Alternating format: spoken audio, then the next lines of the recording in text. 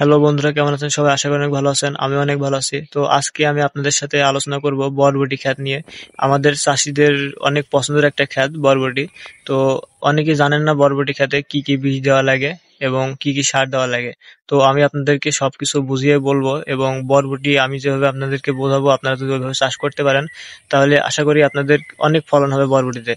আর সবথেকে লাভজনক সবজি হচ্ছে বরবটি। আর আপনারা যারা এখনো চ্যানেলটি সাবস্ক্রাইব করেনি দ্রুত চ্যানেলটি সাবস্ক্রাইব করে দেন। চ্যানেলটি সাবস্ক্রাইব করে রাখলে কি হয়, আমি যদি পরবর্তীতে কোনো ভিডিও আপলোড করি তো ওইটা আপনাদের কাছে দ্রুত পৌঁছাবে। আমার বরবটি দেখতে পাচ্ছেন কি পরিমাণ তাজা এবং কি পরিমাণ ফুলজালি আছে। তো এটা আমি কিভাবে সার দিলাম আর কিভাবে বীজ দিলে এই মানে ফুলজালিগুলো থাকবে, এর থেকেও অধিক ফুলজালি আসবে। তো আপনারা বরবটি চাষ করতে হলে আপনাদের মানে বেড করা লাগবে ভুঁইতে। যদি ভুঁইতে বেড করেন তাহলে আপনাদের বরবটি গাছ দ্রুত মানে অতিরিক্ত তাজা হবে। আর বেড না করলে পানির মানে অতিরিক্ত পানি থাকার কারণে গাছে জোর করতে পারে না, তার জন্য অনেক সময় লেগে যায়। তো আপনারা চেষ্টা করবেন বরবটি গাছে বেড করে মানে বরবটি লাগানোর। আর বরবটি গাছের সার হচ্ছে সবসময় ঢ্যাপ সারটা বেশি ব্যবহার করবেন। ঢ্যাপ এবং ওর সাথে ইউরিয়া ব্যবহার করবেন, আপনাদের এরকম গাছের চেহারা হবে। আর আপনারা যদি মনে করেন যে গাছের মানে গাছটাকে একটু ডাউন রাখবেন তাহলে টিল ব্যবহার করতে পারেন। টিল ব্যবহার করলে গাছটা অতিরিক্ত মানে এরকম ভাবে দাঁড়ায় থাকবে। আর যদি টিল ব্যবহার না করেন তাহলে গাছটা লতার পাতারে অনেক হয়ে যাবে, নষ্ট হয়ে যাবে।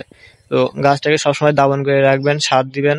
আর এই যে বরবটি খেতে খুব একটা বিষ লাগে না, এখানে শুধু পোকার বিষ দিলে হয়। পোকার বিষ হচ্ছে এই যে যে বরবটি গুলো আছে, বরবটি হচ্ছে পোকায় খায় এবং এই যে যে ফুলগুলো আছে ফুলগুলাই অতিরিক্ত জাপ পোকায় আক্রমণ করে। লাল জাপ বলেন কিংবা কালো জাপ, আপনারা দেখে শুনে বিষ দিবেন। কালো জাবের বিষ এবং লাল জাবের বিষ দুইটাই একসাথে দিবেন যাতে দুইটা থাকলেও মরে যায়।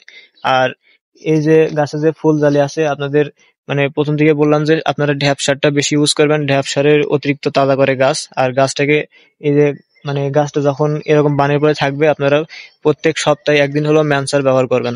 ম্যানসার দিলে গাছের চেহারা এরকম আসবে, সবসময় গাছ তাজা থাকবে এবং গাছের চেহারা অনেক সুন্দর হবে। আর গাছে ফুলজালি বেশি আনতে হলে আপনাদেরকে টিল ব্যবহার করতে হবে। মানে ঢপে এক মুটকি টিল ব্যবহার করলে আপনাদের গাছটা এরকম দাবান হয়ে থাকবে। আর এরকম দাবান করতে পারলে আপনাদের গাছে ফুলজালি অনেক বেশি আসবে। ফুলজালি বেশি আসলে আপনাদের বিষ বেশি দেওয়া লাগবে না। বিষ হচ্ছে এখানে বরবটিতে কোনো বিষ অতিরিক্ত বিষ দেওয়া লাগে না। বরবটিতে হচ্ছে খালি পোকার বিষ আর জাপ পোকা। আর মাঝে মাঝে গাছটার চেহারা একটু ভালো রাখার জন্য ম্যানসার ব্যবহার করবেন।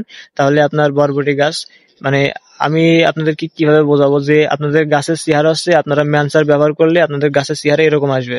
আর যখন ফুলজালি ধরাবেন তখন টিল ব্যবহার করবেন, আপনাদের গাছে ফুলজালি এমনিতে আসবে। আর বরবটি যখন পোকা লাগবে আপনারা বিষ ব্যবহার করলে আপনাদের বরবটি হবে। তো আপনারা যদি মনে করেন যে বরবটি সবজি অনেক কষ্টকর, বরবটি সবজি হচ্ছে অনেক সহজ, আপনারা যা ভাবেন তা না। বরবটি গাছে অতিরিক্ত বিষ লাগে না। সিম গাছে যত বিষ লাগে বরবটি গাছে অত বিষ লাগে না। তো আপনারা চেষ্টা করবেন বরবটি গাছে সবসময় পোকার বিষ এবং ম্যানসারটা ব্যবহার করা। আর সার লাগলে ঢ্যাপ এবং ইউরিয়া ব্যবহার করবেন।